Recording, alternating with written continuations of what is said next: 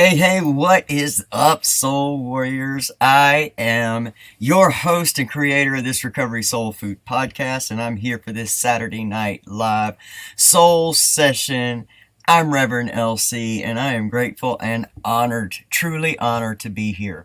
It's been a while since I've gotten to be here with you fighting COVID and last minute cancellations and stuff. So, you know what? I'm so excited to be sitting back in this seat and giving you all the gift of tonight's amazing episode with author, speaker, and spiritual leader Jonathan England. We talk about so much in this episode, and it will really enhance it all if you make sure that you download his free book or go to YouTube and make sure you subscribe and listen to that book, If I Die Before I Wake. It talks about the 5 levels of spiritual awakening, basically, subconscious healing. And it also not only talks about Jonathan's struggles through early childhood identity building and story creating, and how that led him into a life of addiction and jail and, into recovery and then awakening. But it also talks about our global awakening. This book was written 6 years ago, and it predicted the global awakening that we are in the process of right now. And we also talk about what's to come in these seasons of awakening as the world is going from level 2 to level 3, or out of level 1 to level 2. If you are watching content like this and you're resonating and doing your work, let me tell you something, you're ahead of the curve, and you have a mighty, powerful purpose to help other human beings that are going to resist this awakening, and those that will begin to be newly coming in. You are meant to help illuminate the world, and this episode is going to let you know exactly how, and to give you some powerful inspiration, information, and motivation to start doing your own leveling, to start being able to look at your life from another dimension, from another divine insight.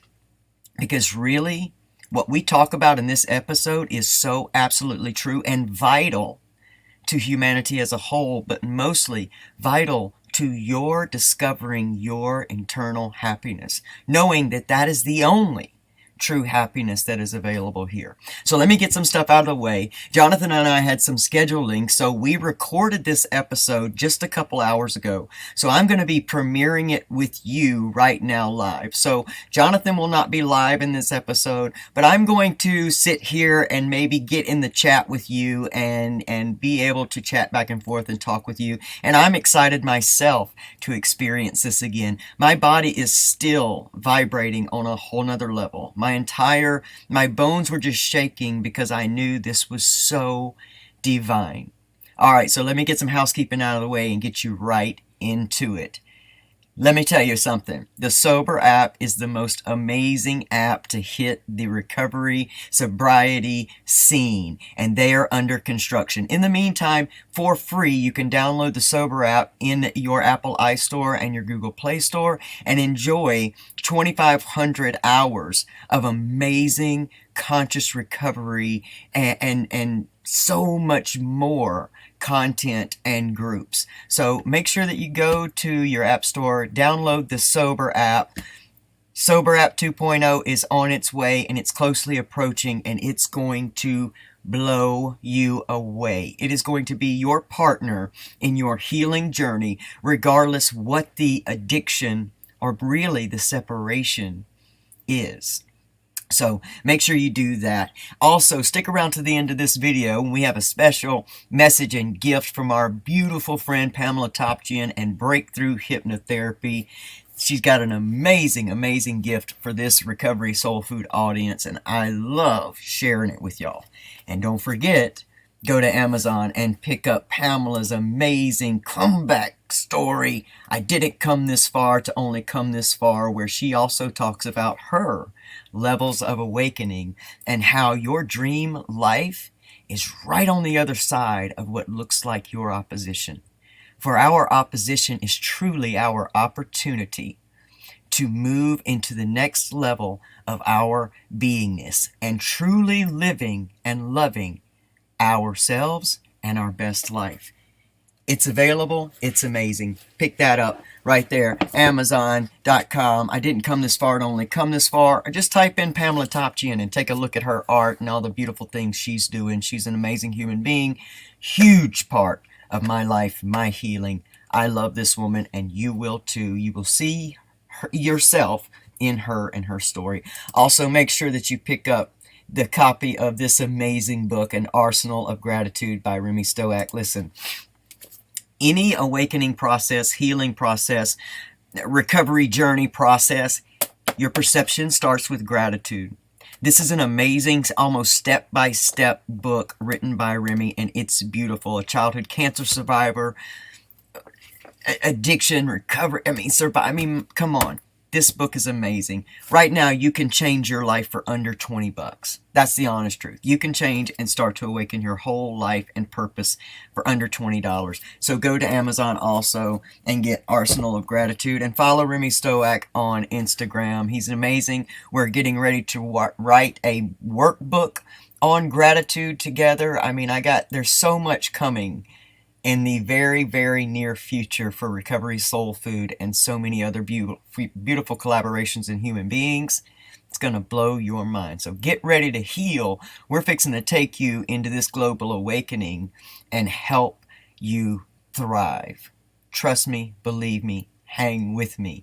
And also, I'm taking Jonathan's advice, and you're going to see this in the episode today. And I'm going to put this out there. If you enjoy our content here at Recovery Soul Food, consider you can help us keep going and growing by becoming a monthly supporter on anchor.fm/Recovery Soul Food. There's packages there for all budgets, 99 cents, $4.99, $9.99 a month, and you can also make a one-time donation. This helps us just continue to grow this message and get it out to more people, because people are hurting and hungry for real healing. Not the surface level healing, not the old paradigm of what we've been told happiness and healing is. That's why I've entitled this episode, Happiness is the Path. There is no pursuit of happiness. Happiness is already here. And that's what we hear, me, Reverend LC, and everyone I partner with and talk about. That is their philosophy as well. That has been their process. And we want to take you to true soul healing. So, without further ado, we're fixing to go straight into this amazing, amazing episode with author, speaker, spiritual leader, Earthwaking Village creator, Mr. Jonathan England. Let's go.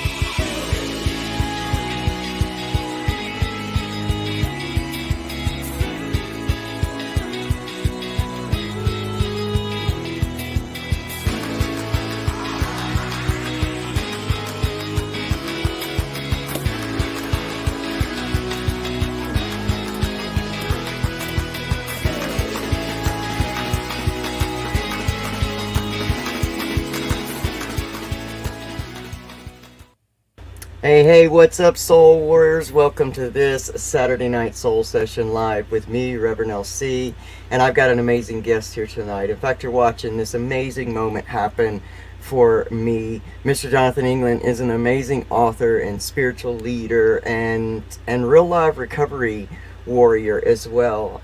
We're going to get so far into his story tonight that you're going to realize that there is hope from every level that you can be in life. You know, the darkness can't be so deep that there is not an amazing way to just be the light. And I found Jonathan England's book, If I Die Before I Wake, 2 years ago, when I was being shaken out of this life that I had built for myself. I had a clear purpose.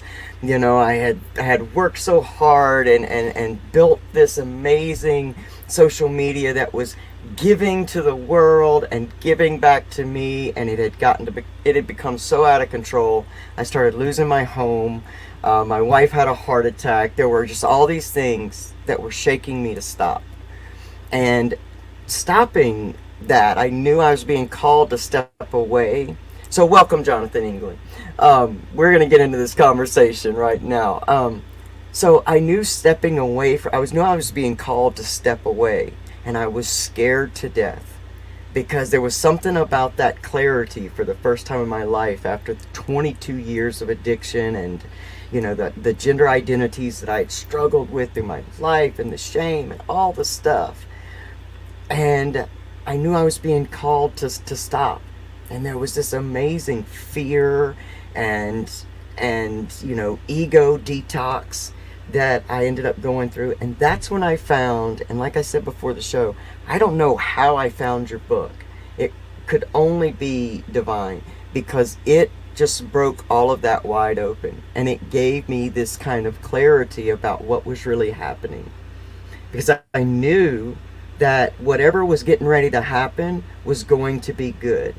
And it was this enlightening moment where I was looking at all these circumstances, but I wasn't in doom and gloom about them. I could see that this was getting ready to do something amazing. So, if you will, just kind of start us out in any way you want to, but I desperately do want to hear that backstory and how you came to write the book, and so much about your experience and where you are now, so that for people that haven't read it or people that are being introduced to you for the first time can understand how much hope that this all brings.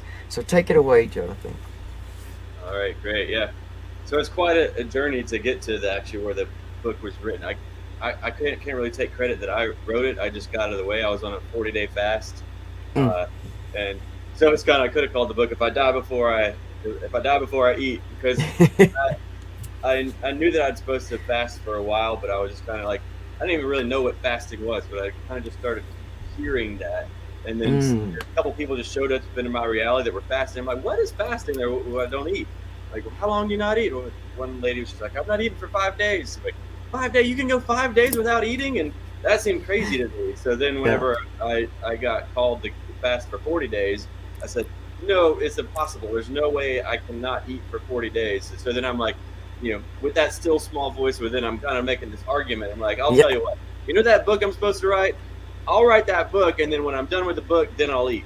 And you know, that isn't how it went down. I wound up doing the whole 40 days. But that's what got me to, you know, if anybody's wanting to read a book or wanting to write a book, that's a really good way to do it, is say, I'm not going to eat until the thing's done.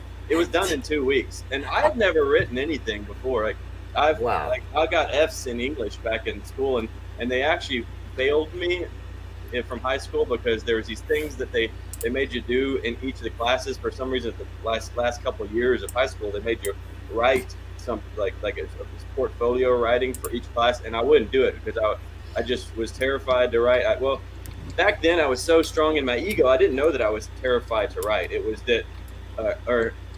that I convinced myself, because I had to be like good at everything or else I was worthless. Either I'm the best or I'm just completely worthless. There was no gray area, no in between.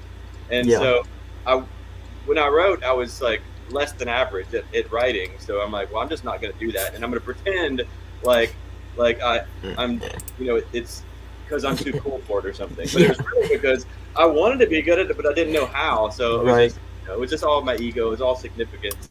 But it was a wild journey. But I just want to say something to you about, you were talking about level 2. So anyone who hasn't read the book yet, it's a journey through 5 levels of consciousness, or 5 states of conscious orientation, 5 ways that you can perceive reality from, like perspectives that you could be standing in. And so you transcend each of the levels. Transcend doesn't mean the previous one behind it, means to carry it with you. So you get lessons in each level, just like if you've ever played the video game Zelda. In Yeah. Zelda, if you try to skip a level, you can skip the levels all you want, but you got to Yep. go back down and get a weapon that you needed, or a key, or a Yep. tool that you had in a, so you can't run past it. So they're all nested inside of each other. One's not better than the other. It's all part of the experience. It's just, every piece that it needs to create a flower, all the pieces, not one piece is better than the other piece. They all have to come together to make Yeah. that flower bloom. Yeah. But so that being said, I also wanted to say that in the book it stated it was talking about what's happening today, because the book was written through me like 6 years ago, I think, 6 or 7 years ago, something like that. And it was talking about today. It was talking about, there's a part where it talks about these two trains that are splitting. On one train, people are waking up, and on the other train, the people are going to sleep. On one train, the people are getting more connected to each other and connected with their heart. And on the other train, they're getting more disconnected from each other and disconnected from their heart, and they're splitting. And I didn't want to, like, when that part came through, I didn't want to put that in the book. I was like, no, I don't want to write that. That sounds like a heaven and hell kind of shit to me. Right. But it had to come through that because it was necessary. But also speaks about in the book that humanity, the collective, is in level 2 of the 5 levels, and we're moving into level 3. And in level 3, it's because we're evolving, we're waking up, and it's time. Yes. There's everything. There's a season for everything, and now and it's like, when it's time for fall happens, and absolutely. And winter happens. There's nothing anybody can do about it. But if you resistance, that's where the suffering comes from. Is we're resisting when the leaves are. So what you were talking about earlier, the leaves started dropping off of your tree, and you're like, oh shit, am I dying? Yeah. But it was just a season, and so exactly. You're actually ahead of the curve, because once you surrender, what most people will do is they'll take their leaves back and they'll start gluing them back together. They're duct taping them and trying to put them back together, but it fell apart for a reason. And what actually fell apart, it was just, this whole world is just our mirror, so it's mirroring back what's going on inside of ourselves. And what's falling apart, what's falling away, is actually our cage. It's our prison, because we've been domesticated throughout our lifetime. We've been told who we're supposed to be, and we give up our purpose for approval. We give up our purpose for significance, or for safety or security. We forget who we are, and we become who we think that we're supposed to be. Amen. For those specific things, whether it be attention, significance, what we think love is, approval, those things. So gender identity, and I want to throw that in there right now, because I'm a transgender man, and we're going through all of this that's happening in the world. That was also a big shaking up of me, of getting in there and realizing, oh wait, I almost did it again. I almost waited for this gender transition to make me happy. And I had to have somebody challenge me and say, but is that all that you are? And I thought, you don't understand. What are you talking to me about? You don't know what it's like to be trans. I have to say I'm trans. And then all of a sudden, now it's in this place where I'm just like, I don't, like none of this. The happiness is already there. So happiness is the path. So continue. But I wanted to bring that up so people understand that even the stuff going on right now with gender, there can be trans human beings that are trying to pull their leaves back, and they're being very staunch and pushing to fit in this box that it's beautiful for you not to fit in.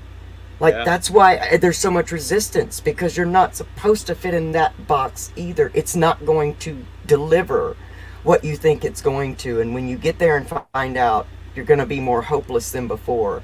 And that's what I see. I don't want to happen for people. So, sorry, I didn't mean to interrupt you. That's it. Perfect. Because we leave what is real in the pursuit of what appears to be. Amen. So, all I need is within me now. Let's all say that. All I need is within me now. All I need is within me now. Yes. It's here now. That's now here. Here now. That's all there is. So look, present. My shirt says present right here. This is the present. It's called present for a reason, because it's a present. It's a gift. Yeah. But it's our job to unwrap the gift. Most people never unwrap the gift. Right. Most people look at the gift, and it's like, if they don't like the box that it came in, then they're like, get that away from me. Yep. Yeah. But they miss the whole point of it, because they're trapped inside of their head. They're trapped inside of their judgment. But every moment is a gift. But it's whether you like the moment or you don't like the moment, regardless, it's the gift. And if you don't like it, there's the reason you don't like it is because there's something inside of you don't like, And if you would unwrap that gift, you'll unwrap yourself. You'll go deeper because the only way out is in. So you got to go beneath the surface, get present in this moment, and see what your mirror is reflecting back to you. So this was a whole journey that I went through. What I was saying is humanity is moving into level 3 by chance or by choice, which means the leaves, and everyone's starting to see it now. I let everybody know what was coming, as many people as would listen to me. A lot of people got angry at me. I'm just letting them know what's coming, but it's not a problem. Like, people get afraid when they see the leaves are dying, or and if I'm telling them, hey, your leaves are about to die, see, they're still in fear because they've identified with the leaf. They think that I am the leaves. I can't die. No, that's an identity. You've identified with something that's temporal, that just comes and goes. And you're eternal. So you're starting to get to the source of who you are. Seek first the kingdom, and all this will be added. The kingdom is where? Where it says true healing begins within. It's an inside job. All of it is. So humanity is about to go through the shedding of skin, so to speak. It's not about to. It's happening right now. And it's just going to get perceivedly darker, because we're going through fall right now, and metaphorically fall for humanity, and then we're heading into winter, and it's going to be cold, and so that's what's happening right now. And people are afraid only because they don't understand that this is a season. They don't understand where it's going. So that's why you enjoyed the book so much, because you were going through a season and thought that was the end. But once you got the book, you realize, oh, this isn't the end. This is the beginning. Absolutely. This is the beginning of a new chapter, because that's what happens when you go through it's a new chapter. Oh, absolutely. Wow, I transcended. I ended the trance of that thing. So you'll never solve a problem at the level of consciousness that created it. But the next level of consciousness, the problems that you were trying to fix, they don't even exist there anymore. There's no way to fix them because they don't even exist. Like, wow, where did all my problems go? Right. There's a little Zen story that I heard the other day that I've just been loving sharing recently. But it's about this guy goes to the Zen master, and he's got all these problems going on in his life. And he goes to this guy. He's like, all right, I got all these problems. Can you help me with my problems? And the Zen master says, well, no. Every person has 84 problems. So if I help you fix that problem, any one of those problems, then it's just another one's gonna appear, because you have to have 84 problems. And the guy's, well, what did I come all the way here for? You can't help me. If you can't even help me with my problems, then what good are you? He's like, well, possibly I can help you with the 85th problem. He's like, well, what's that? He says, the 85th problem is basically, I don't know what his words were, but I'm paraphrasing what my words are, is the 85th problem is that you think you're not supposed to have problems. And once you realize that problems are not problems, they're opportunities, then suddenly all suffering comes from resisting what is. The only thing that is love, but you've got your own judgment of what you think love is supposed to be. Based upon because we're living in this world that we've been conditioned to experience conditional love, but love isn't conditional. If you've got conditions upon your love, you don't have love. You've got the exact opposite of it. You've got control. So you're trying to control, because you're trying to put conditions upon what love is so you can box it. Like, now I've got control over it. But if you love something, set it free. Love doesn't take prisoners. So you got to let everything go out of the box, because the only thing we're in control of is our suffering.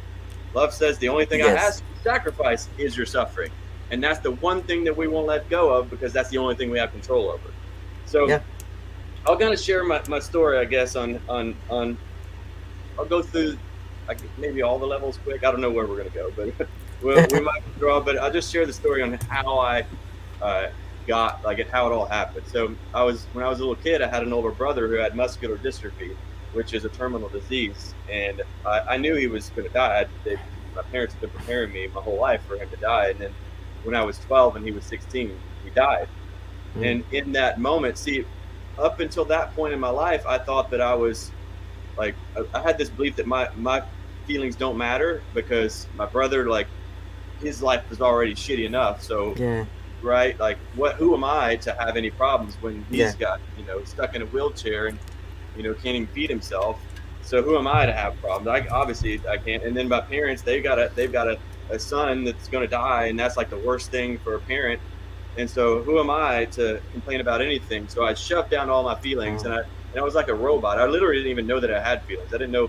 I'd see people get angry, or I'd see people get, and I'm like, are you faking? I didn't have it. I just numbed it out so hard. And then, but when my brother died, an identity died, because I was the one that was supposed to fix the problems, I guess. Like by, you know, like I subconsciously I thought that if I could just save my brother, I could save my family. Now they'd got Mm. divorced and everything, but obviously, like one, I couldn't save my brother because that was not. It's not like it wasn't my job. It's not. Right.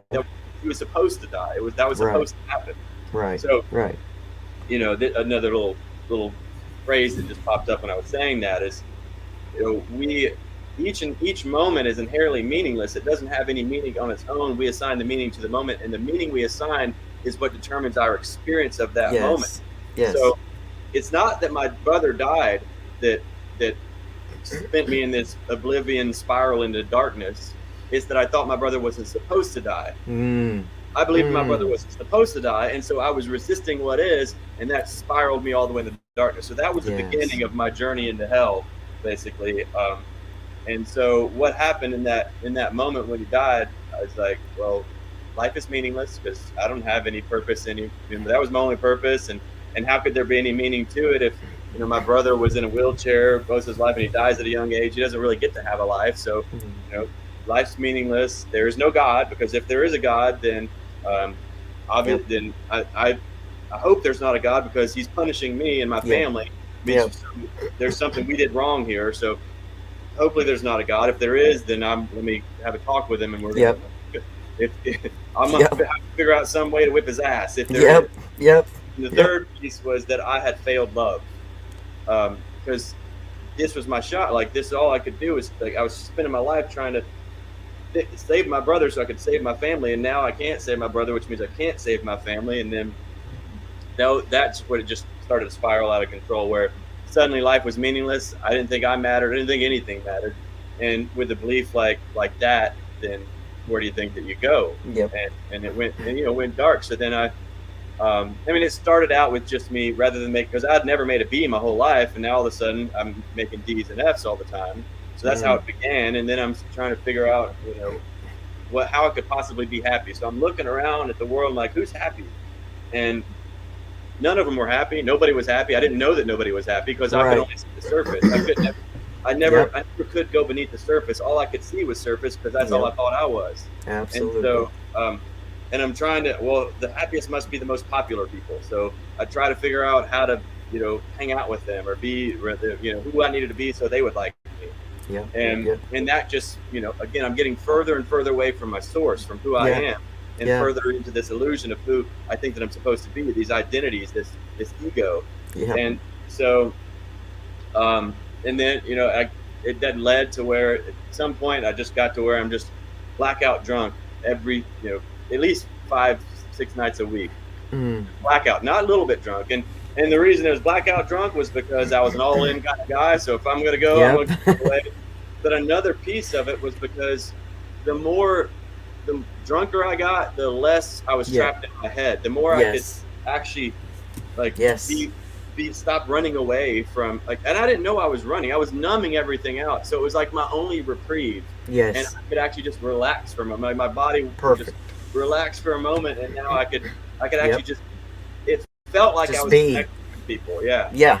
I had zero connection with anyone. Like, they're over there and I'm over here, and I'm trying to figure out who I need to be in order to, so like I can connect with them. But it was like two masks talking to each other. Yeah. But if I was on enough drugs, then like I didn't have the cognitive ability to keep constructing connection, and it felt like I had connection. So, and now you got trauma bond, so which translates into trauma bonds that you're making with other people that you're now, in this same space with. So we're just just stirring the pot. Yeah. So I became a broke, ignorant, blackout, drunk, atheist beach bum. That's my thing. And now birds of a feather flock together. That's not just a phrase; it's for real. That's right. So it's for real. Like, that's who all my friends were as well. And we just went on down the darkness, down that tube together. And on January 1st, I don't remember the year, but it was January 1st at 12:15, 15 minutes after New Year's, I get pulled over for drinking and driving. I was drunk, and then I went to jail. And the guy that pulled me over was a guy from high school too, because Oh, wow. moved down to Florida, but I was back in Kentucky just for New Year's, and Wow. it was a guy that I trying to be cool because somebody else because nobody liked this kid because he was just a jerk kind of guy, but Mm-hmm. I then picked on him, and so he came Oh, full good. circle, and he's like, Yeah. now, but he never even cracked a smile. Like he did his job as the police officer. He never once. You could never see that it was personal, but it was Yeah. personal. You could Yeah. tell. Oh, yeah. Oh, yeah. But anyway, I'm going to jail, um, and then I went. They made me have to go through like the classes, the Mm-hmm. Yep. where, Yep. Yep.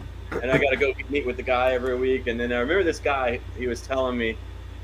He says, if you were to get on a plane and the pilot was drinking a bottle of whiskey, you wouldn't get on that plane and fly with him, would you?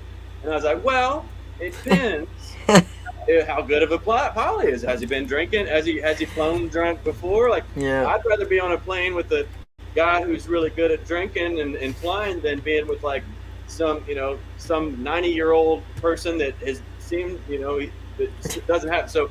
And the guy's looking at me like, he's like, I'm gonna see you back here. Yeah. I'm like, no, you're not, because I'm all pride cometh before a fall. Right? I'm like, no, I'm fine. I got my shit. I Right? got this. Yeah. So then August 24th, that same year, I rear-ended a car at a stoplight when I was blackout drunk. I didn't even know that I was driving until all of a sudden, bam, and I'm like, where am I? What's happening? Where am I? I'm like, oh shit, I'm driving. Wow. And I threw my truck in reverse. Like, nobody got hurt, but they could have. But I threw my truck in reverse. I'm like, I gotta get out of here. And I started hauling ass, like drunk. And thank God there was a cop that was sitting at the stoplight where that happened at. And that cop caught me and they pulled me over like a mile, not even half a mile down the road. I'm already pulled over. So that was that cop was grace. Yeah. Yeah. And then I went to jail. So now I'm sitting in jail. So what I'm describing right here is level 1 of the 5 levels of consciousness. This was my level 1. So level 1 is about the victim mentality, where you're depressed. The better days are behind me. I got no hope for the future. Yeah. The best I ever had or will, even and my past was shitty as well. So so there's really not a whole lot. So and you're just poor me. So victim, just not knowing that the reason I'm just numb. I'm numbing myself because there's so much pain inside of me that I don't know what to do with. Yeah. And so I don't even allow myself to know that it's there. I won't even look at it. I won't even admit it because it's just too much. I don't know what to do with it or how to do anything with it. So, it just had to be numbed out. Yep. And so that's why I was doing that. But so I'm sitting in jail on August 24th, sobering up, and suddenly I'm like, I can't run. I can't numb it. They don't give me nothing to numb it with. I can't, and it's just me sitting in that cell by myself, and I'm like, damn, I could have killed somebody. And now I've got to feel what it feels like to be somebody who screwed up bad. Thank God nobody got hurt, but they could have. Yeah. And why didn't they? And I'm sitting there, but not only that, August 24th is my mom's birthday. Here I was, this kid, my whole job as a kid was to make sure it's not any worse for my parents and my family than it already is. And now here I am on her birthday, and the only person I had to call is who? My mom. Yep. No, I can't call her on her birthday, but I don't want to sit in here forever. I only get one phone call. What am I going to do? That's the only person I can call right now. So I called Mom, but I was sitting there and I had to be there with myself. Yeah.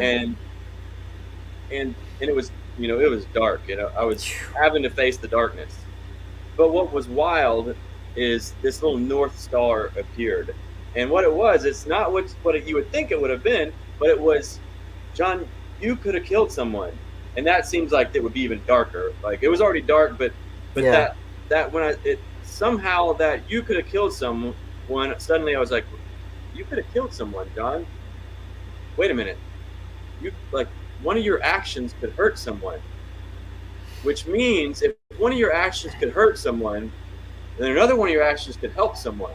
And if your actions can hurt people or help people, then that means your actions actually matter. And if your actions matter, then you actually matter, John. And if you matter, then maybe life isn't meaningless. So suddenly, in one instant, see, all change happens in an instant. You might say, "Oh, it took me 10 years to quit drinking." No, it didn't. How long did it really take you? One instant. When you finally made the decision, decide means to cut off from all other options. Yep. So that night I decided, I said, never again will my actions hurt someone. From this moment forward, my actions are going to help people. And so that's how I entered into level 2. So, but then I'm sitting there like, well, how can my actions help? I'm a beach bum. I'm like, what can I do for anybody? I can't help anybody or anything.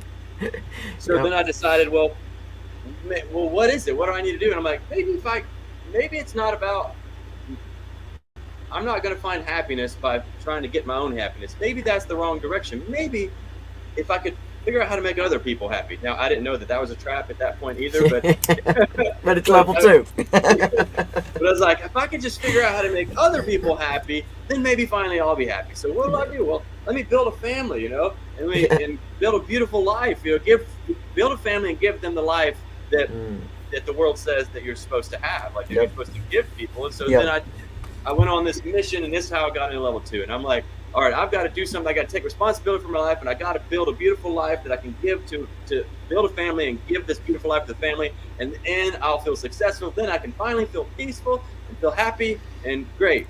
And so, like, well, how am I going to do that? Now, luckily, I stumbled upon personal development. Luckily, I stumbled upon, or divinely I stumbled upon, I guess. Again, I didn't believe in God back then, so of course I would have never said Right. But it was personal development, which the difference in personal development and like the educational system that we grew up in is our educational system was specifically created to turn us into bricks in the wall, another brick in the wall, cogs in the machine, slave to the system. That like literally is, they don't hide that. They're like, after the Industrial Revolution, we needed more factory workers, so we made an educational system to stamp out factory workers. So we're just little slaves to a system. And so that it's not about success, it's about slavery. That's literally what it is. I mean, there's teachers in there that are giving their whole heart to it. They're trying to give everything they can to help students out, but it doesn't matter. They're trapped inside of the system. Trapped. And there's nothing they can do. Like, no matter how hard they try, they can't liberate anyone because they're in the prison themselves. Absolutely. And don't even know it. And like Harriet Tubman says, I freed 1,000 slaves. I could have freed 1,000 more if only they knew they were slaves. Yes. So we're in a slave system and don't even know that we're slaves to it. But so what this, self-education was all about was finding someone, because there's only one way to learn, and it's through failure. But the caveat is it doesn't have to be through your failure. You can learn through someone else's. And so if somebody has been where I am and got to where I wanted to go, and they could like repeat that pattern, then now they have a recipe. They got a blueprint. They got a path. And if I follow that recipe, I follow that path, then I can do that too. I can walk that trail. I can move in a direction. So like the old education will just keep you on a hamster wheel chasing a carrot that you're never going to get. It's just right out of reach, and you just keep running faster. But it was like, actually, it was goal-oriented education. Set a goal, and that's what level 2 is all about, is setting a goal and say, no matter what, I'm going to set the goal, I'm going to make the plans, I'm going to take the actions. So I got the goal, I'm going to make a bunch of money so I can be successful, so I can build a beautiful life for a family, so I can finally be happy. That was what I wanted. Well, how am I going to do it? Well, I found a recipe. His name was Dean Graziosi, was my first mentor. I was flipping through channels one night, like after I'd been to jail, and thinking, I got to do something different, man. This is insane. You got to do something different, John. And this guy on TV, he says, have you ever in your adult life felt like you should be further along than you are right now? I'm like, yes, that's exactly it. And then basically he's like, well, if I could give you this one tool, this one tool that would help change everything for you, would you want that tool? I'm like, yes, I want that. He's like, well, you do whatever it takes. I'll do whatever it takes. He's like, all right, give me all your money. I'm like, well, I don't have any money. He's like, well, go find some money. And I'm like, all right, well, I'll go find some money. I said, I'll do whatever it takes. So I did. I had to pay for it. It was like $10,000 for this program. And but thank God it was $10,000, because it's Tony Robbins is another one of my mentors, but something that he says, it's not a lack of resources, it's a lack of resourcefulness. And so in that moment, I had to step up to the plate because I had to become resourceful enough to get that 10 grand. Yep. And that 10 grand gave me the recipe for real estate investing. No money, no credit, real estate investing. I didn't have no money, I didn't have no credit, so I was perfect fit. But now I had to become resourceful to get that 10 grand. But now I had momentum. Yeah. Because now I'm like, well, damn, look what I didn't know I could do that. Yeah. I set a goal and I did it. And then, all right, well, what else can I do? So I started following that recipe, and within 18 months, I'd made $400,000. Within 2 years, I built a multi-million-dollar empire. So that was level 2. That was me entering level 2 and going through level 2. And then I built this beautiful life for my family where nobody has to work anymore. We're all on vacations all the time. And I'm just giving everybody everything that they could want. I'm like, haha, I did it. I'm successful. I built a happy family and a happy life, except for one thing. Nobody was happy. And the more I gave to them, the more perfect their life was, the more vacations we went on, the more everything that they ever wanted they get, the less happy they are. And it just gets miserable. And it is just like, and it gets to the point, like, no matter what I do, it's just never enough. And in fact, it's just making it worse. And there was a moment. New story. Yep. And there was a moment where, it was just going south on every aspect of my life. And then my mom was on hospice and about to die. They gave the hospice nurses said she's going to be dead in 2 weeks. Just prepare. And I'm like, what?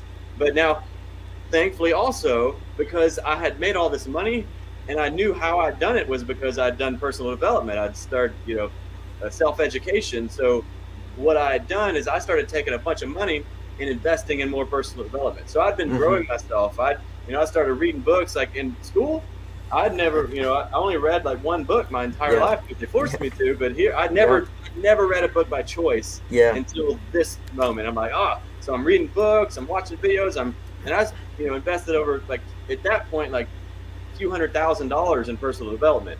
Wow. So when my mom was there, they're about to die.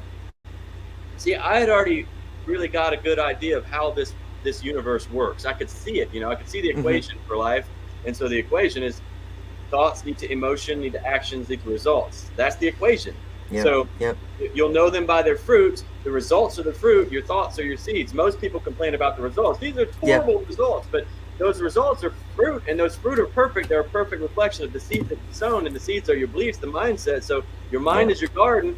And so most people are just letting the weeds grow up, but they're not tending to their garden. When you got fruit that you don't like, you can say, okay, that's the belief system. I've got some sort of philosophy, some sort of paradigm that's producing that fruit. I need to take responsibility. I'm not going to blame the fruit. I take responsibility, and let me go clean that up. So I had been doing that. I've been getting new recipes, basically investing in recipes on health, happiness, relationships, spiritual connection, all aspects of everything that, all the goals that I could have wanted.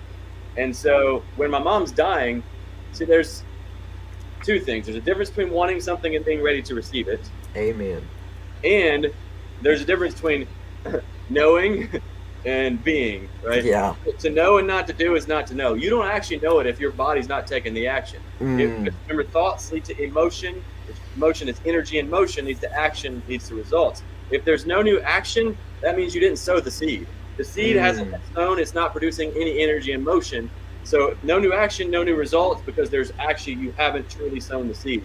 Maybe you threw the seed on the ground in your garden, in your mind, but then you got afraid and you dug up in fear what you planted in faith, and then you go right back to your old bullshit. So, so I need that. People don't do what they should do. They do what they must do. Yes. And this was the point. It was literally do or die. I must put it all to action now, put it all to work, because I got my success. I was great at that, but I still wasn't happy. I didn't like none of this other stuff. My relationships, everything was just horrible. Yep. But now it was time I had to do it, or my mom was going to die. I had to use what I knew. And so there's that grace.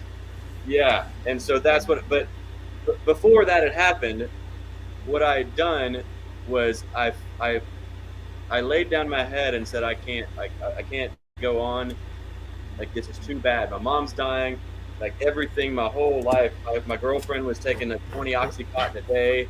She had twin boys, teenage twin boys, that are on drugs. And I was like, I gave everything. I did everything I possibly. I just trying to be a good person, and nothing worked. So I failed, I'm a failure. And I'd never said I failed before. I never admitted to being a failure before, because who would love a failure? And I was just still trying to get love. And I didn't know that I was still trying to earn my love. But not knowing that love isn't something that you can earn, it's something that you are, I was still trying to get it. Remember, we leave what is real in the pursuit of what appears to be. I was leaving love in the pursuit of love and had no clue that was happening. So suddenly I lay down my head, I said, I failed, I'm a failure. And then this like weight lifts off my shoulders. Like I was literally ready to commit suicide. I was literally suicidal, because it was just too dark. It was too much for me to deal with. And I said I failed, and the weight lifts, and I was like, what just happened? And what I started thinking about, I was like, wait a minute, I failed, which means I can't be who I thought I was supposed to be. I can't. Everything that I gave up, everything to be this person, to make everybody happy, it's impossible, because there's nothing left of me. I gave it all. I put my whole soul into it, and there's nothing more that I can do, and it was still not enough, which means I can't be that. I can't be who I was trying to be, which means I'm not that. And if I'm not that, then what am I? Who am I? Yeah. And then I moved in, and this is me entering into level 3. I'm like, well, suddenly it's like I left this identity, and it just all died. Who I thought I was died, and now I merged with everything. Because there was no longer where I began and everything else, or I ended and everything else began, or vice versa. It was like there was no more identity. The identity was gone. And so from that moment forward, then I was able to do what needed to be done without the conditions that I had been carrying throughout my past. So previously, here's another thing, another old phrase: we do the wrong thing so long that the right thing feels wrong.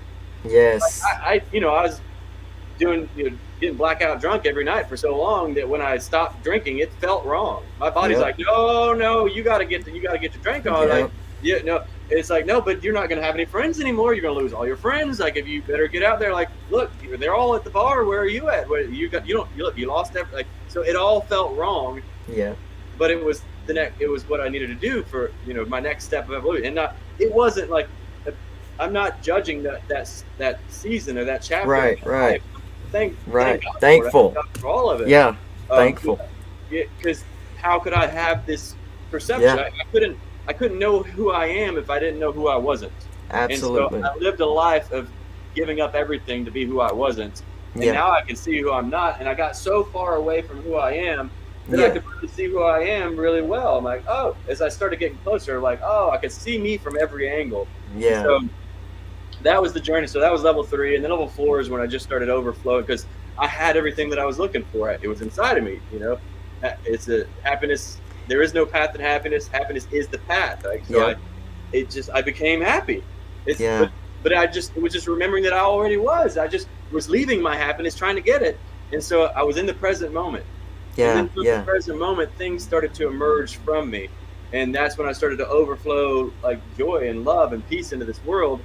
And then it brought me all the way to, this moment where I moved into level 5, but I won't dive too deep into that. You read the book if you want to really deeper. But, for sure. But then after I'd surrendered level 5, which is just not my will but thine be done, I'm surrendering over. Because level 3, you leave the picture. So like you're not trapped inside this little identity anymore. It's like John went away. Yeah. But then level 4, I moved back into this identity. But now now this identity wasn't so that I could get anything anymore. Now it was like, hey, how can I use this identity called John to actually help people, to give something to the world? It's so strange. Just real quick, if I can say something about that, because I really want to hear what you have to say about it.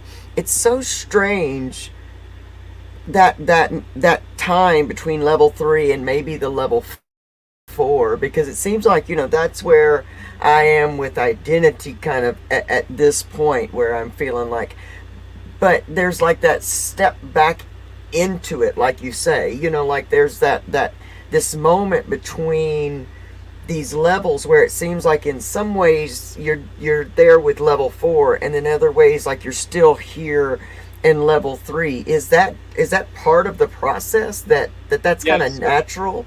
If you transcend, because now what happens is when it's time to go to the next level, it's kind of like you're faced with circumstances that you could reverse and go back to Yeah. the previous level. You could actually Yeah. get smaller. So if you're chilling in level 3 and it's time to go into level 4, because in level 3 you're just being. You live in a cave or go live in the woods and Yeah. everything. Yeah. Like, literally, I became homeless again in level 3. Yeah, an RV. Yeah, I Yeah. came homeless and bought a travel trailer. Yeah. So Yeah. so that's what happens. But then there's a moment in time where it's okay. Now it's time to move on, and Yeah. at that moment, you either transcend that level and become something different, or you go back to what you knew. Like, Yeah. so you'll go back to level 2 and you'll start, manhandling life again, and Yeah. not thine will, but mine be done. I'm gonna make Yeah. sure I get this stuff done because I have to take. I got to survive. Yeah. And so Yeah. that will happen, or Yeah, you transcend and go through it. So there's going to be like the action, because level 3 is about be. Yeah. Level 4, then the action comes from the being. Level Okay. 2, when you're in level 2, you're acting so you can. Yeah. So you be. can be. You're like, I'd really like to be happy, so I'm going to do whatever I got to do so I can be happy. In level 4, level 3, you're being happy, and then level 4, you start acting because you are happy. But if you like stagnate, if you try to stop, like, no, I'm just going to be happy, now all of a sudden you've lost your happiness, and so then the world is going to start to cave in on you. It's going to start to reflect it back to you that you lost your happiness because it was time for it to overflow. And so all these there's these moments in life where you get to the fork in the road, and that humanity is in a fork in the road right now. Oh gosh, yeah. It's time to go to level 3 and let go by choice, but most people aren't doing it, so they're reverting back. So most people are level 2 is the success level, and that's like the end of the game, and they've been working at it. Look, I'm going to succeed. But what most people are about to do is, because they're about to hit the brick wall where no matter what you do, it's not going to work. Yeah. And so they're going to drop back into level 1. Most of people will drop back into level 1 and return to victim. I've been working my butt off, like setting my goals, and I got me a good job, and that job's gone. I got everything on my vision board. Yeah. My bank account's been built up, and now all of a sudden your electricity bill is $1,000. What shit? Like, your food's like $2,000. Like, well, damn, there went my bank account that I built up. So so now I'm a victim again. Poor me. There's nothing I can do. They go back to level 1 versus going into level 2. So that's why the book is so important to have. Like, so it's like you see these lighthouses, so you know where you are. And you're like, oh shit, okay, this is not a problem. So back to the 85th problem is that, so we said everyone has 84 problems. The 85th one is that you think you're not supposed to have problems. Yes. Once you realize, hey, I'm supposed to have problems, because problems aren't problems, they're opportunities. It's only a problem because I'm afraid that this is the end of something that I wanted, but it's not. It's the end of something, but it's the beginning of something else. And so the adversity is the opportunity. It's the new door for you to walk through. But most people are like, I'm terrified of what's on the other side of the door. So you'll go back to the old room that you were in previously to get further away from the door that's just showed up to you right now. Because you don't know what's over there. You know what's in here. You don't know what's over there. And like, I'll go back to where I came from rather than going to wherever that leads me. But it's always going to be something beautiful on the other side, as long as you keep moving forward. Absolutely. And it becomes a part of what you expect as well. And being in that level 1, that victim consciousness, you keep experiencing so much more victimization, because that is part of that belief. That's what you're expecting of that future moment. And so we fight it so hard, and we'll say, oh, well, I know what this misery is, so I'll just go back to this, because that misery out there I don't know. But you're so right. It becomes this moment of realizing that, oh, I'm in control of my suffering, and the opposition is the opportunity. And it seems like in that shifting between maybe levels 3 and 4, they don't seem like these big massive catastrophes anymore. It's like now you're seeing that, and you're thinking, oh, this does look like, it looks like, and people will tell you, oh my God, your life's falling apart. And you're like, no, it's falling together. It's falling into place. Even more. Yeah, even more. Oh, gosh, man, keep going. It's important to watch that, because it's that shift from 3 to 4. I mean, they're all difficult shifts. No doubt. But because once you get into level 3, because what you do, the truth changes on different levels, right? And what you do to win at one level will fail you immediately the next. Like what you do to win in level 2 is going to fail you in level 3. Yes, it You're like, is. I got to set the goal and I'm going to get there no matter what. The moment you say no matter what in level 3, you are effed. I know. But then in level 4, you actually have to set a goal again. You got to go, okay, that's where I'm headed, and you have to move towards it. It's in a no matter what style. I mean, it will be like a no matter what, like, okay, that's where I'm going. But this time you're not going to get something, you're going to give something. I'm going to give this no matter what, but it's purely from a giving state. And not that outcome place, not that place of controlling the outcome. Yes, in level 4, you're not doing it for the fruit. You're like literally you just love watering the seeds. You like sowing the seeds and watering them. You tending your garden. You love tending the garden. You're not like, if I tend this garden, then I'm gonna get a fruit. No, you're just tending the garden because there's so much love in you that you want to pour out. And if the garden is where you go to give. And so that the garden is this whole life. Where are you going to give to? And you just start giving, and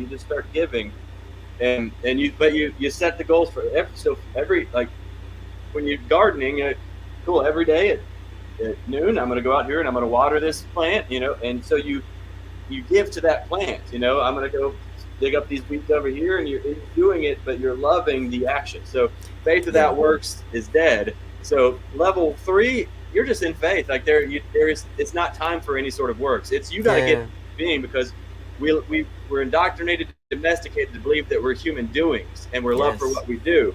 Level 3 was when you realize I'm not a human doing, I'm a human being, and I'm not loved for what I do. I'm loved for who I am. So you got to learn to it's you just in love with you, and you just be with you it's like honeymoon time with yourself, and you're just like, I'm just going to be with me. The world can sort itself out. It doesn't need me. I don't need it. It's just me, and I'm going to be in love with me, and I'm going to look at nature, and I'm going to be in love with nature, and I'm going to see myself in those trees. I'm going to see myself in those bees, and just fall in love with you. Yeah. But then when it's level 4 time, that's when it's like, okay, now it's time for me to build a garden, metaphorically. Now it's time for me to start sowing some seeds, like create something that's going to produce for others. It's not for me. Good to go. I get mine wherever, but I'm going to produce for others that are on the journey behind me. Because those people back in level 1 are starving, and they need, like, they don't know, they have no idea how to create a garden. They don't know any of that stuff yet. So you can help them. You're going to help the people that are behind you on the path. So you're always holding on in front, and you're holding on behind. You're giving somebody a hand up while you're getting a hand up at the same time. Yeah. That's what this whole Recovery Soul Food podcast is that this is the time that I just want to give it back. So I've got just this one quick example. So I've got this really great friend. He's been an amazing mentor, and he asked me, and I talk about what I want to see happen with the podcast as far as reaching people in these ways. And he always has this question. He goes, well, is that going to pay will that pay the bills? Not in a damning way, but in a way like he's asking me, like, well, can that pay your bills? And I'm kind of in that place where I don't really know if it can. That part doesn't matter, much right now, because I can't see it, so that's I want to give it. That's the level 4 right there. For moving to 3 to 4 is like, well, it's even like that. It's moving like 3 to 4, and even 4 to 5, because that's actually a 5 thing. Because I didn't really get that until level 5. I didn't get, because we've all heard in giving that it's in giving that we receive, but what we've all missed, and I didn't hear until I got to level 5, and then I was told, John, it's in giving that we receive, but what you don't understand, it's in receiving that we give. All right. And I'm like, what do you mean? What does that mean? And then so the metaphor is, have you ever given something to someone? You like you poured your whole heart into this, and you're like, give this gift to somebody, and they just refuse. They're like, they just like, oh, I don't want that, or like something like, how's that feel? Whenever you gave it, you're like, wow, that's my whole heart, and you're like, no, like, but if they would have just like, oh my God, that's incredible, thank you so much, thank you, if they were like, oh, well, how much do I got to pay you for this? Like, then you're like, oh, that's icky. No, it's a gift. But if they're like, oh my God, thank you so much, and they open their heart and they receive it unconditionally and gratefully, that's the greatest gift they could give to you, is to receive it fully. Yeah. And so what we've done, to go to the next level, is you stop giving to get and you start getting to give. So you start to receive, because your level of giving is capped at your ability to receive. And correct.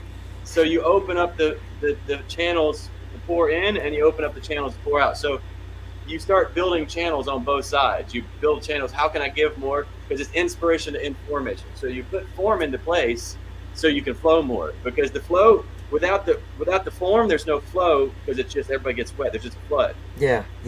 Without the form, there's no flow. There's just flood. Yeah. So we're not here to get flooded and drowned. We're here to build canals and channels so we can let the flow go. So you'll start and see, it's because of the pain of it in level 2, when we set the goals and we did all the things, we got lost in it. Now we have an aversion. Oh, I don't want to do that again. That's a trap right there. I know where that road leads. I'll get consumed by it again. Like it owned me. And then we get gun shy. I'm like, I'm not touching that thing again. I know what that did to me last time, but there's a point where you've got to get over that. You've got to, it's like just perfect examples of when you're addicted to drugs, like you're an alcoholic, and I'm at the bars all the time, blackout drunk, and then one day I said, okay, I'm not going to drink anymore, but I got to stay away from the bars, because if I go to the bars, I know it just I got my friend there, hey, come on, man, drink, come on, man, drink. I'm like, I couldn't, I just didn't have the will to say no, so I had to stay away from the bars. Yeah. So now, before I had an attachment, an addiction to the alcohol, attachment to it, but now I have an aversion to it, but I'm still controlled by the alcohol. If I go to a bar, that means the alcohol is deciding where I can and I can't go. It owns me. So that's what happens when you were in level 2, then you got to level 3 by letting go of the level 2 stuff, but now you've got to go. You can't run away from the goals. You can't run away from the the receiving, because before you were literally, like, we were giving from a scarcity place, because we were giving to get. On this next level, I'm not trying to get anything. I'm getting for one reason only, so I can give. So I'm going to step up my getting.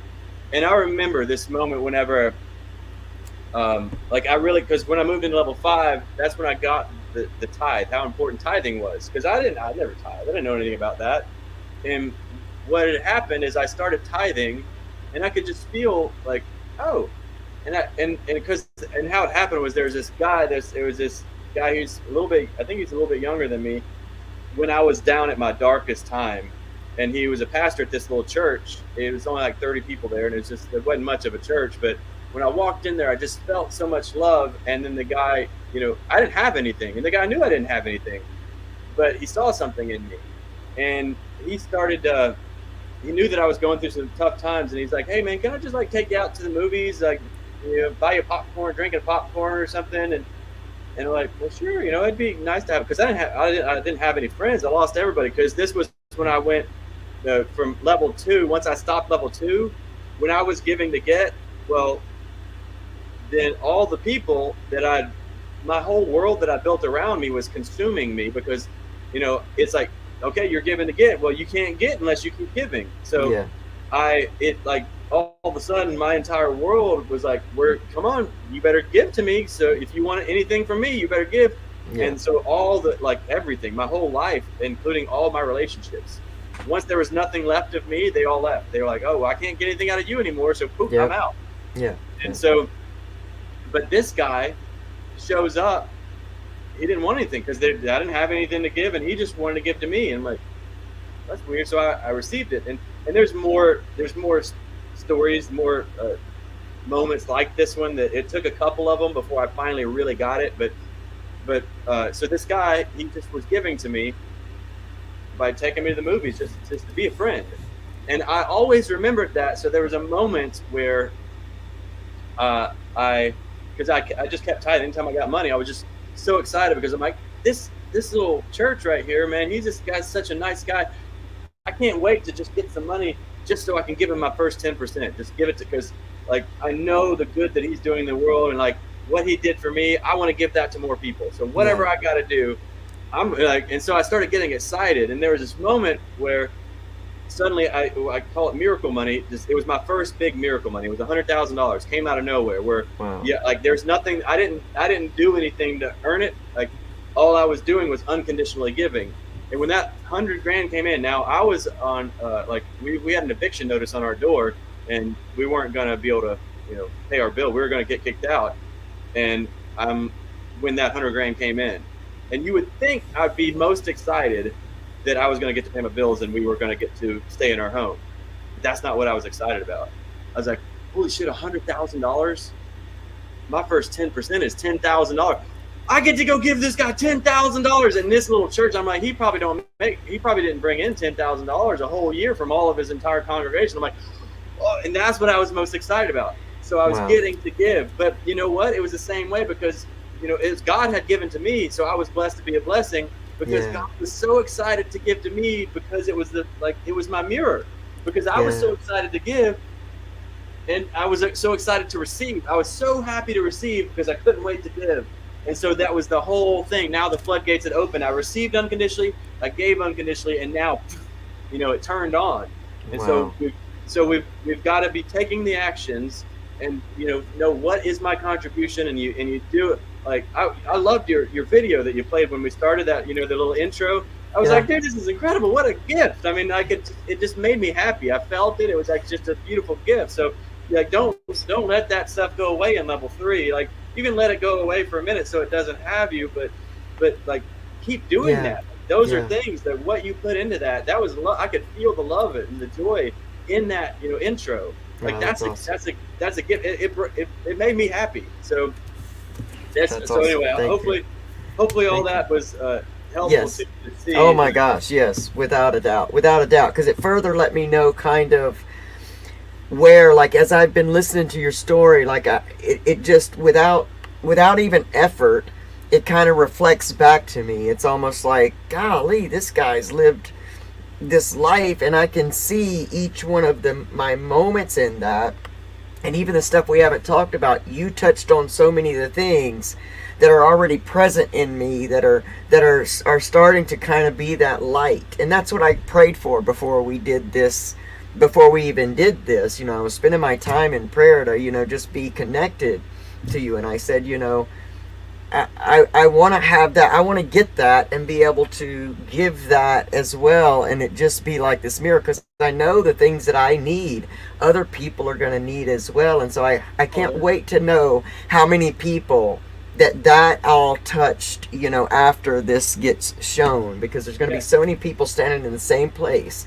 And you're the guy with this channeled message and this experience and this willingness to give and share that showed up to be the guy that just helps, so many just go right to that next level. Like it's that last thing you need. You're the one that showed up too, because what I said earlier is you're ahead of the masses of humanity are about to go through that where everything stops working. Like no matter what you do, you're level 2 it, you're working your butt off, giving everything you got, and then suddenly it just stops working. And you try everything, but nothing works. And that's where humanity's about to head. So a leader is someone who goes first, but also a leader is someone who brings certainty in a world where there isn't any. And so because you've already been the path that they're about to go through, it's going to be some darkness and like just crazy stuff going, but you're going to be so certain, like, oh, I know where you are. Calm down, everybody. It's okay. You're in a season. The leaves are supposed to be falling right now, and you can help the people out of their suffering. You're ahead of that journey. So you're an incredible gift for humanity right now. But it's in giving that we receive and receiving that we give. Do you have is there a button anywhere where somebody can click and make a donation to you or anything? No. Oh, come on, put it up. You got to get some way. So y'all, anybody who's watching this, I'm telling you right now, humanity needs this message. And so money is a magnifier. All it does is it's not money. Not once in history has money ever corrupted any person ever. Now in our past, when we thought that we weren't enough, then we'd get money, and all that would do is magnify the not enoughness. And so sometimes we would leave our integrity, trying to get enough, and we wouldn't care so much about the people. Like all of us had been there somewhere in our life, and so now we're afraid we can't trust ourselves with that. But you must trust. You've got to be able to trust yourself. You've got to say, okay, look, I went down there, I went down that road, I smacked into that thing, and now I learned my lesson, and now I've got to get on that horse, and I've got to do it the right way this time. Yeah. And so money didn't corrupt anyone or anything. All it did was expose the corruption in you, and then when you smacked up against the wall, that's what had to die in you, so you could actually fulfill your destiny. Now that you're not coming from scarcity, like that I'm not enough anymore, now you like, I am enough. You are enough. Everyone is here enough, but you've made it past that part, and now it's time that you've got to open up that channel so your message can get magnified. So money will magnify that message. You've got to open up. You know, get over yourself.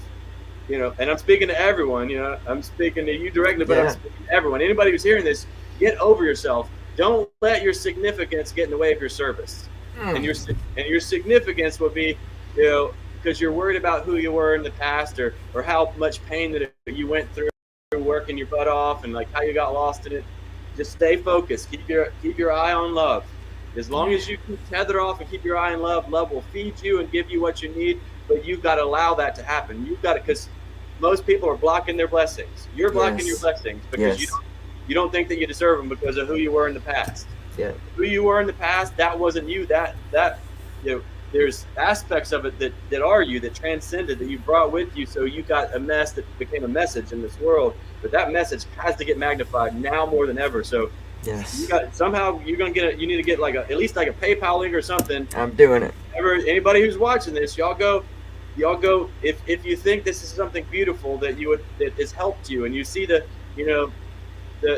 beauty in both of our hearts, like, magnify this. You don't vote at the polls, you vote with your dollar bills. Go make a donation, give so that this can be given. Wow. And that's a gift for anybody who gives. When you give, that's a gift for you, because now you've unconditionally given to something that you believe in, and guess what that did? Now you're open to unconditionally receiving. The floodgates will turn on. But unless you block it, unless you don't think that you're worthy, if you only think that he's worthy or I'm worthy, if you only think that, then you'll block the blessings. You got to unconditionally give and open the floodgate. Hey, I'm worthy.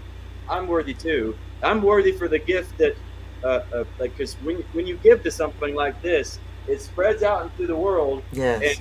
And now your children get more of this. Your grandchildren get more of this, the good, nourishing, the life, right? It comes back to life. So everybody, listen to what we just said there. Wherever you are on your journey, wherever you're on your path, give more. Don't receive less, give more. Don't give less, receive more. Raise your level of giving, raise your level of receiving. Wherever you got a bigger dam block, open that thing up and keep the whole thing going. So that's where everybody needs to do right now. Open up the floodgates, take your hand off the wheel, stop trying to control life, and just allow yourself to unconditionally give and receive love, abundance, peace, joy, and then suddenly wherever you go, those things are. Man, I knew this was going to be just soul nourishing and life enhancing. I knew that this was going to be it, because I had been feeling like there's just like this last little thing, that just last little, just whatever, that last moment, and I appreciate and absolutely receive what you just gave, because I'll tell you next year, because we're still going to be in touch. I'll tell you next year just exactly that it'll be a moment that I'll be talking about. I just already know, because I just felt that thing, that last puzzle piece that just went in place, and it just shifts. When you ask for clarity, you have to be open to where clarity comes from, not have an idea about where your clarity is supposed to come from. That's, we look to so much in our world to show us where our clarity comes from, or what our blueprint's supposed to look like. I called it my recovery battle plan. And as I started going through levels of recovery and awakening this whole discovery of self, the battle plan started changing every single time. So you call it blueprint, I called it battle plan. It was just it came together. So tell us what you're doing. You're in mastery school now. You're no longer like, you've gone through, like a lot of people that might be watching this. you still have, kindergarten or elementary school to go through. So you don't, some of the things that we're saying right now, you don't even need to worry about right now. You need to Yeah. go out there and find your power and start setting some Yes. goals. If you've already been somebody who's set goals and you got some success, you did some things, and then it started to crumble on you, then you need to be listening to what we're talking about right now. So find yourself. That's why the book is so Yes. good. Find yourself in where you are. Be honest with yourself about where you are. It's not, you're not, no, somebody's not better than you because they're at level 5 Right. and somebody That's else. important. Yeah. Because it's all part of the journey. Like I'm looking, I got a bunch of fruit trees like right here, and if the one mango is ripe before the other mango is ripe, does that make the one mango better than the other mango? Right. No, it's just a different time. So you don't rush the mango, but hey, you need to be right faster. No, it's just part, like, it's right on time. It's everything's we're all right on time. Absolutely. Oh yeah, that's great. Link. That's my book. Y'all, you can download the book for free. Yeah, you can listen to it on YouTube as well. I've got Jonathan's YouTube channel up as well. I listened to this book. I've read the book, and in probably every E level it's got. I'm gonna have to buy my copy now to add to my collection. But I've read it in every E place, and now it's on YouTube. So I listened to the book at work, and it's one of those books that will be with you throughout your entire journey because it kind of evolves in you. And it's like every single level that I've gone through with this book, it's gone with me, and it has just been another kind of enlightening place. I'll hear something different because it's time to hear and relate to something different. And so it's an amazing book. It talks deeper about Jonathan's journey through his addiction and family and all of that. And my gosh, our stories parallel so much with all the things that it took to make that come, what it took. And so I appreciate this book more than you know. You also have Earthwaking Village, and tell us a little bit about what Earthwaking Village is and what you're doing with that. Yeah, that's our virtual village. So I'm here in Costa Rica. Actually, we have a physical village, and we're planning on building these all over the world. We prototyped our first one here. The first one is done. Where it's because where the world's going is everybody's completely dependent upon their government or this artificial sick system. And so it's time to sever that dependency, because the ultimate form of control is dependency. So most people are slaves and don't even know it because they're slaves to the system, because that's the only way they can survive. But so in these villages, we got food, water, shelter, energy, community, and purpose. And so we're not dependent upon anything on the outside. So we're completely sovereign. It's a perfect reflection of the sovereignty that we have on the inside. Our outer world in this village is a reflection of it. So we're building these all over. We've got our second property already. It's massive, beautiful place, and we got a lot on the radar. So we're gonna start growing these. But Earthwaking Village is the virtual village where people can kind of go like, hey, I'm not ready to move to a village or a physical village or anything right now, but you can just start hanging out with other people that are going in the same direction as you. I say stop hanging out with people who share a common past and start hanging out with people who share a common future. Yes. Yes. You can be the same people. Like you can hang out with people, maybe you got blackout drunk in the bars together every night, but you're both are like, hey, let's go do something beautiful together, and that's great. You can stay, but make sure you're together because of the vision, because without vision the people perish, not because of the past memories or the pain that you're bonding around. Yes, so good. You just plug in there earthwakingvillage.com, just join in, and we got all kinds. There's people in there, cool, and all kinds of events and stuff going on all the time. That's how. That's how I was contacted, and so. Yep. I found the book on YouTube, and I found and went to your YouTube channel, and I can't remember, you did something from the Earthwaking Village. So I know you share messages from this platform as well, and their it's a divine YouTube channel. I mean, so guys, make sure that you go and get hooked up with Jonathan there, because you give these great divine messages. And it was after a message you gave that I reached out to you in comment, and then you were like, email me here, and I was like, that's right, did he say yeah? Like, is this really him or is this some scammer? Because, I was like, I got a Les Brown scammer one time that got me. And so I was looking and I was like, no, it's really, really him. And I've been a part of Earthwaking Village, not as much as I am going to be, because I am so into your videos right now that that I just want to be so involved, and so yeah, we reached out on Earthwaking Village and have been talking to Jonathan ever since through that. So there's a messaging board, and it's really an amazing community where it seems like there's a lot of people in that community giving of their their gifts, and so it's a beautiful thing. Yeah, and I'm so happy to hear that you're building these villages. Like, the happiness just brought tears, because it is so much what we need, like it's a beautiful thing to unenslave yourself to things that you'll never control. The world needs it now more than ever. I was watching this lady, she was talking about she had survived the Great Depression, and we're heading into a depression. You might not hear people saying that too often, but it's where we're going. But it's a global depression. I'm calling it the greatest depression, because it's going to be deeper and darker than what was previous. But this lady, she went through it, and she said, the thing that scares me about what we're going into this time is, last time the people were there for each other. Now the world is so divided. There's no community. There's nobody helping out their neighbors. That just does not exist. So I don't know. She's like, I don't know how people are going to survive this. So that's why these villages, it takes a village.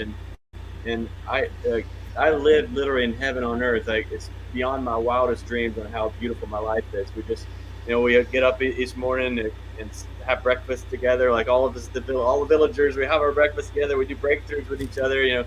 Some of shit comes up, and you're like, oh, cool. We do a breakthrough, and it's like, we just connect. We do bonfires and just do drum circles. It just happens. We got play music, and we just all the time having fun. We do classes, like personal development classes together, and just working on helping people find their purpose and turn their mess into a message. Like, it's all happens here at the village. So yeah, I want that. Like, so that's where I'm at. Like, I want to, like, I'm good, man. I got heaven on earth. Like, I'm good to go. Like, this is by far way beyond how I could have ever dreamed of how great my life could get. Now, the only thing that could make it better is if I could just give it to more people. So I'm doing everything I can to give it, give these villages and this experience to humanity. When now it's time. It's time, man. Humanity needs it. The question is, will they choose it? Will they let go by choice, or it's going to be chance? So, they're going to face it within, but that's what we help you do at Earthwaking Village. We help you face it within, so you don't have to face it without. So you don't have to get beat down. And I'm so grateful. I can tell you that I'm so grateful to be in a space where I recognize that. And so, for probably the first time, in a lot of my life, like, I feel like I'm going into something slightly more prepared and greatly less in fear. And so I can't wait to get to Earthwaking Village, because it's now in my heart. It's now a part of my life, and I know that it's not going to be very long until we're there. So you've got something coming up with the New Earth Challenge that you're doing with Earthwaking Village, right? Yeah. It's a challenge. I just had the idea like a week ago. It was like a 5-day challenge, because we do events all the time. I've got one called Awakened Life Live, which is a 2-day full immersion, 12 hours a day, 2 days straight. And then there's another one called The Solution. It's the same 2 hours or 12 hours a day, 2 days straight. And so I was like, I need to create something that's like more bite-sized chunks for people that can't, give 12 hours. Yeah, that's a New Earth Challenge. Perfect. Thank you. And so I was like, some more bite-sized chunks to really help people step by step let go of the old world and like their old identity. So it says at the top, if you go to New Earth Challenge, it says, are you tired of living in a fake world? You ready for something real? And that's what you experience.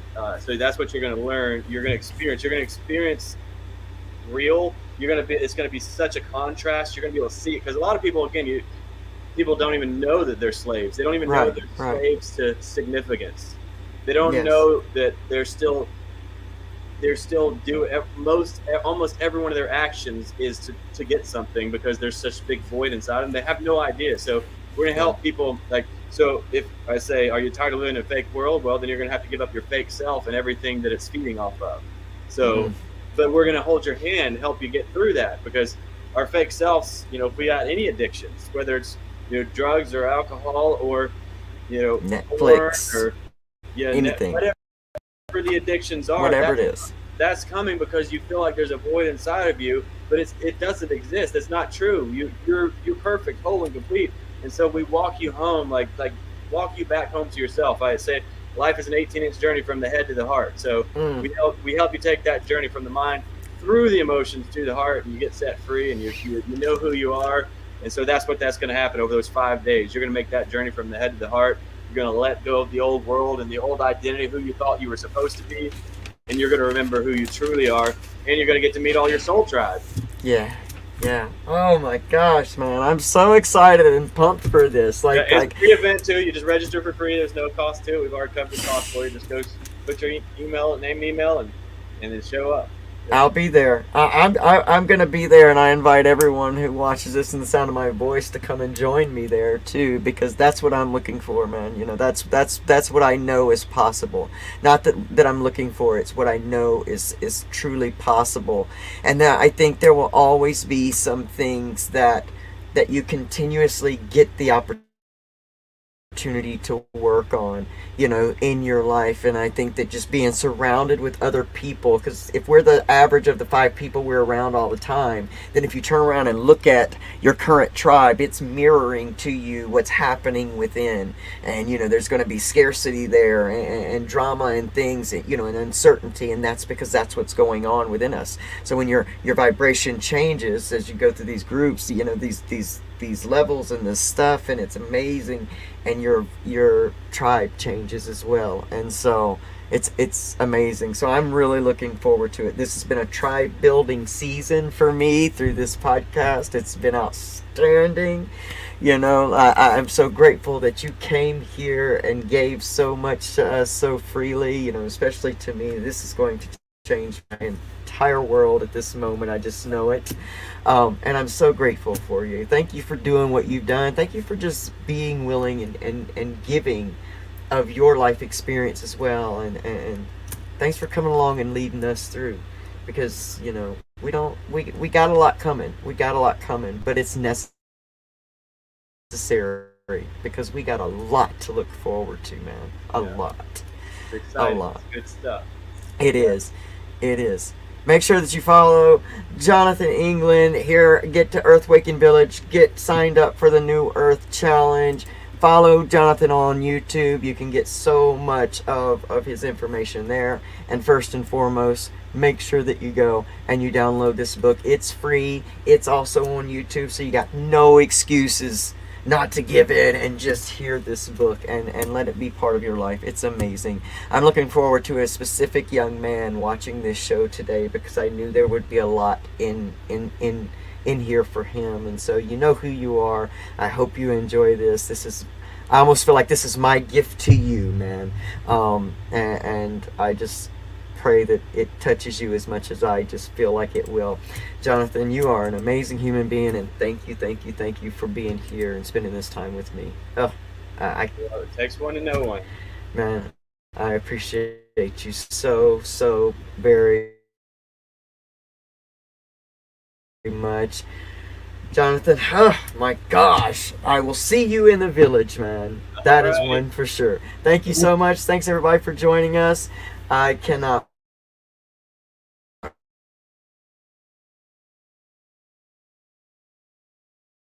wait for this to go out, and I'll be doing it again tonight. So y'all have an amazing week. I look forward to seeing you again. We got Recovery Revolution Live, the whole bunch, coming up next weekend, and they're going to share some amazing hope and their experiences as well. So y'all make sure you join us next week, 8 p.m. Eastern Standard Time, right here where you are. Like, subscribe, do all the stuff, and I thank you so very much. You guys have an amazing week. Bye.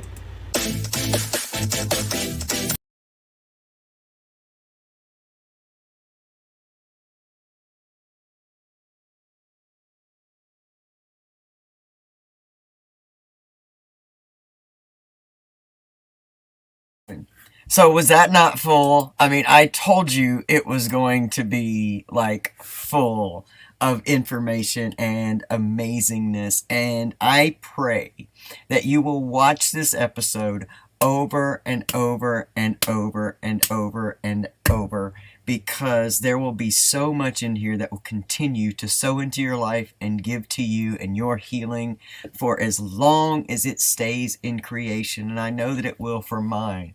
I mean, look, it's really the bottom line. We're all really searching for this happiness, and in everything, if we step back in moments like this, when we're given the opportunity to look at things from a different perspective, and we kind of step back and look at our lives, we can see that the majority of the suffering that we have truly experienced have been because of resistance and attachment, and that 85th problem where we have, like Mary Huffman is a recovery warrior that has taken her loss of her daughter to overdose and turned it into a gift. I mean, she would never have chosen that or wanted that to happen.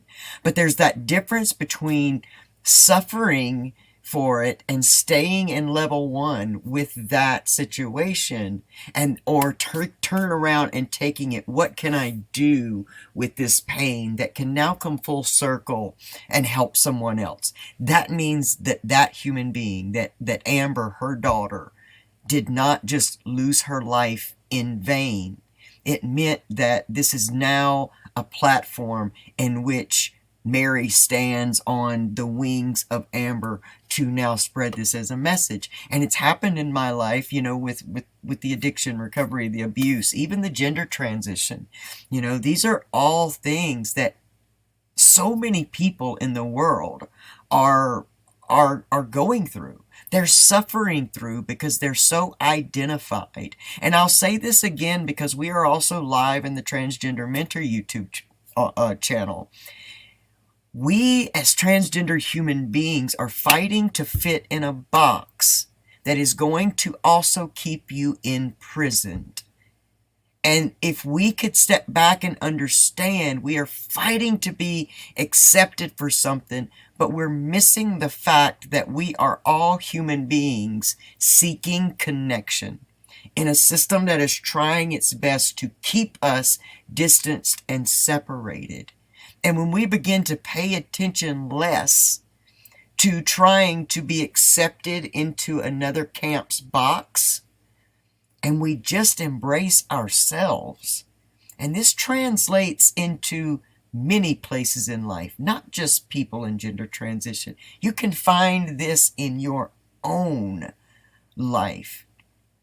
Is, that place where we're trying to break out of the boxes and be accepting of ourselves and loving ourselves. Because in order for us to truly experience love, it has to come from within. It must come from the divinity within you that created you in love, as you are, not as you're supposed to be, or not within the idea that makes you feel like once you achieve this, that's where happiness lives. That is the lie of external happiness. Once you learn to be happy right where you are, happiness then exudes and you begin to vibrate back to you true happiness. When I lived in scarcity, when I lived in always, what meant so much to me about this interview, and it's long and I'm going to let y'all go soon, I promise. What meant so much to me about him acknowledging the love that he felt in that digital that I made was that I was truly in the belief that I could never make amazing digitals to go with my videos. That I was going to have somebody else do it. And I didn't have any money to hire that out. So I really was sitting in this moment of despair. And that's when COVID hit. And COVID hit, and all of a sudden, there wasn't anybody really to hire out for that stuff. And all of a sudden, I had to become my own hero. And that still small voice within me kept saying to me, you can do this. And it was only when I kind of got still and clear that I could just barely hear, just barely acknowledge and feel that still small voice that says, no, you're going to do it. And out of nowhere, little things just kept coming into my reality that actually showed me how to be able to do this stuff. And it gave me the route that was easiest for me. It was like my learning level, my way of learning best. That's what was coming into my reality. And so, I stopped giving up on myself and I got up. That's why I always say, get up from your give up, because you can, just like that. You can make a decision today to begin to implement perception changes about yourself and your life, and find out where the stories that you're living under, where the deficits are. And you can start that today. You can make a decision that I am going to find and discover my authenticity, my true self. I'm going to find out how to embrace what seems as suffering in my life. No, I would not. The honest truth is, would I have just chosen to be transgendered? No. Would I have chosen to be a victim of childhood sexual abuse and mental and emotional abuse? Would I have chose to have been gang raped in my early 20s? No. Those are not things that I would just say, oh, give me some of that. But the fact that I took my power over those things and transmuted them and alchemized them into the strength of character and the knowledge of being as the divine human being that I am, and harness the power that lives within me, because I am a breath of God in human form, just like each and every one of you out there, regardless of what your identity or space of being is. That is what you are. Hands down, no other explanation needed. That's what you are. And so when you start to really understand that, you begin to take your power back from that victimized place. Because as you relive that trauma over and over and over, especially from a space of asking, why me? Your brain and body and nervous system is experience that trauma all over again right then. So I might as well have been that little confused girl who knew they were a boy being sexually molested. I might as well be right there, because my brain and my body does not know the difference. And so when I truly realized that and absorbed that I was giving my power to the abusers every day, every moment of the day, and I was killing myself by escaping through substance and trying to commit suicide and wanting to die on a daily basis, it was because I was moving further and further and further away from the acceptance of my divine self and my divinity. And I was trying to fit into boxes. I was trying to live the blueprint that I was trained, and all of us are programmed to think this is how we follow it and this is how we gain it. And the world is in a great unrest right now. And yes, we know we're going into fall and winter's coming. But right after winter is spring. And that's when new life comes. And that's when things are blooming and blossoming. And so we have to be able to be within these seasons and choose suffering or learning, doing or being, resistance or acceptance, divinity or identity. And once we really understand that the true power and beauty lies in choosing divinity over identity, in being accepting of who you are. And when I love me, I don't need you to love me to accept me. I don't need someone else to approve. I don't need a group of people. I don't need a gender of people to tell me that I belong. I know I do.